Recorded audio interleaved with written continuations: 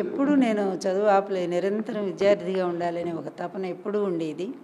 దానిలో భాగంగానే నేను ఎంఏ ఎప్పుడో 82లో అయింది నాగార్జున యూనివర్సిటీ. అదైనాక 89లో ఎంఫిల్ చేశాను. గ్యాప్ చూడండి. తర్వాత 2000లో పిహెచ్డి చేశాను. అంటే మధ్యలో వచ్చినటువంటి ఇబ్బందులు వీటి కారణాల మధ్య ఆగినా కూడా నా సంకల్పం ఆగదు అనేదానికి. మళ్ళీ 2000 తర్వాత మళ్ళీ ఇప్పుడు 2023, 24 కూడా వచ్చేసింది. ఇప్పుడు నేను మళ్ళీ ఈ డీలిట్ తీసుకోవటం జరుగుతూ ఉంది. ఇది నాకు చాలా ఆనందంగా ఉంది. ఎందుకంటే నిరంతర విద్యార్థిగా ఉండాలనే నా సంకల్పం ఈ విధంగా ఒక అవార్డు రూపంలో పొందబోతున్నాను.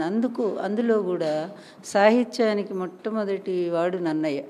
11వ శతాబ్దంలో ఆయన భారత ఆంధ్రీకరణ ద్వారా తెలుగు సాహిత్యానికి పెద్దపీట వేసి ఈరోజు తెలుగు సాహిత్యం ప్రపంచవ్యాప్తం కావటానికి కూడా మహానుభావుడైనటువంటి ఆదికవి నన్నయ్య, ఆయన పేరుతో వెలిసినటువంటి అందులో వైఎస్ రాజశేఖర రెడ్డి గారు ఏర్పాటు చేసిన యూనివర్సిటీలో నేను అవార్డు తీసుకోవటం అనేది ఒక గర్వంగా భావిస్తున్నాను.